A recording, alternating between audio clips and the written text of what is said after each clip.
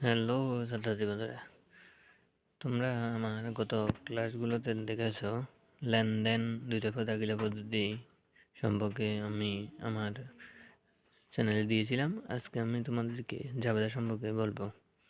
তাই জাবেদা সম্পর্কে জানার আগে তোমরা আমার চ্যানেলটাকে একটু সাবস্ক্রাইব করে দাও। জাবেদা কাকে বলে? কোনো ব্যবসায়িক প্রতিষ্ঠানে দৈনন্দিন লেনদেনসমূহ তারিখ অনুযায়ী ও ক্রমানুসারে লিখে রাখার খাতা বা নথিকে জাবেদা বলে। জাবেদা কত প্রকার ও কী কী? জাবেদা দুই প্রকার: বিশেষ জাবেদা এবং প্রকৃত জাবেদা। বিশেষ জাবেদাকে আবার ৬টি ভাগে ভাগ করেছে: ক্রয় জাবেদা, বিক্রয় জাবেদা, ক্রয় ফেরত জাবেদা, বিক্রয় ফেরত জাবেদা, নগদপ্রাপ্তি জাবেদা, নগদ প্রদান জাবেদা।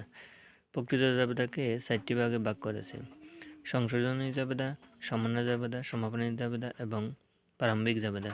সাধারণত আমরা আমাদের বিশেষ জাবেদা যেগুলো আমরা ওইগুলোর অঙ্ক করি। হিসাবের প্রাথমিক বই বলা হয় কাকে? এটা সবচেয়ে নৈর্ব্যক্তিকতে আসতে পারে। হিসাবের প্রাথমিক বই বলা হয় কাকে? জাবেদাকে হিসাবের প্রাথমিক বই বলা হয়। তাই আশা করি তোমরা জাবেদা সম্পর্কে সহজে বুঝতে পেরেছ।